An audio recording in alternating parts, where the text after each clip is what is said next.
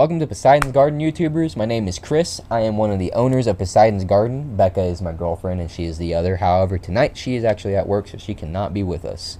So I wanted to go ahead and talk a little bit today about the fish that we're adding into the tank. But before I really get into that, I would actually like to talk a little bit about the store that we picked them up from.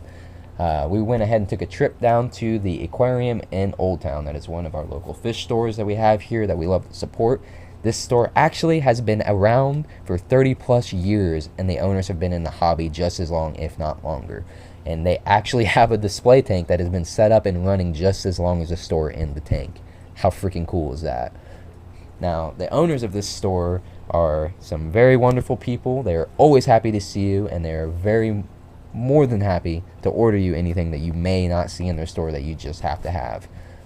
They will answer just about every and any question that you possibly could come up with, and if they do not know the answer, they will absolutely call someone or look up the answer for you. And that is a wonderful asset that you can have, and pretty much is kind of unmatched compared to Google. There's nothing more than really having someone that's been in the hobby for more than actually you may or may not have been alive. So, you know, kudos to that. Now, the fish we picked up today were going to be a 6-line wrasse and a diamond watchman goby. Now, we went ahead and are adding the fish into the the tank, as you can see here. Now, under most circumstances, you should be quarantining your fish, but we will get into that in just a moment. I want to talk just a little bit more about the fish. The 6-line wrasse is a reef-safe wrasse. They should not mess with your invertebrates or your clam. Notice how I say should. Everything you need to take caution with. But they will eradicate pests, bristleworms, and just about anything you really don't want.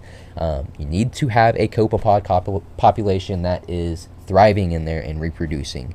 They need it. No matter how much you think you don't, you really need it, because these guys are constantly hunting and grazing and looking for something to eat on your rockwork. They will not solely survive off of flake foods and other prepared foods like mysis and brine shrimp that you may be adding into the tank. It will not be enough. They need to have this food. They will ultimately succumb to starvation if there is not something in there for them to constantly be grazing upon. So do not put them in an immature tank, please.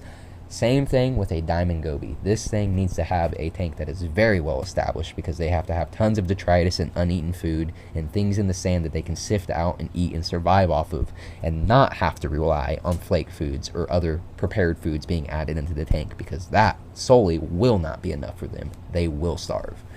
Please try and avoid this if you can, because honestly, we have made these mistakes in the past because we wanted to get them so fast and because we love the fish, but we were not ready for them, and we ultimately ended up actually losing them because we were not ready for them.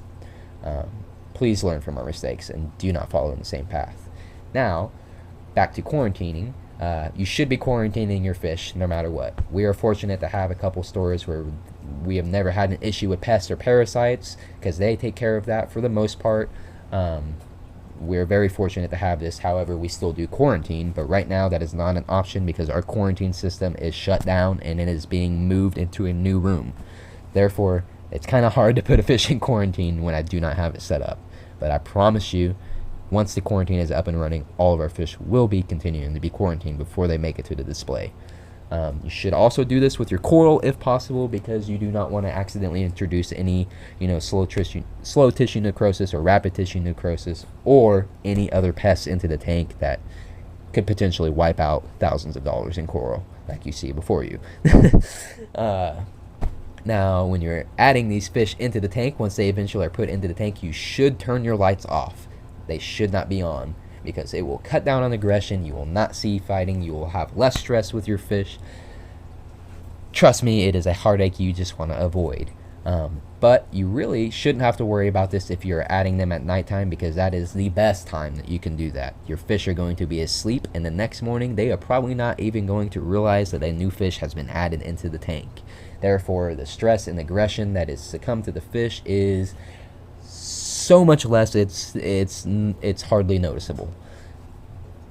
Take my word for it. Don't take my word for it. Try it for yourself. You'll have way better success. Just try it. The only reason why I did not do that in this video is simply so you could see us put them in the video and just look at the tank. It's beautiful.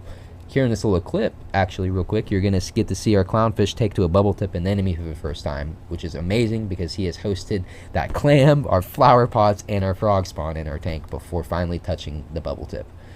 Alright guys, go ahead and like, comment, and subscribe, and let us know what you'd like to see in future videos. We'll see you next week.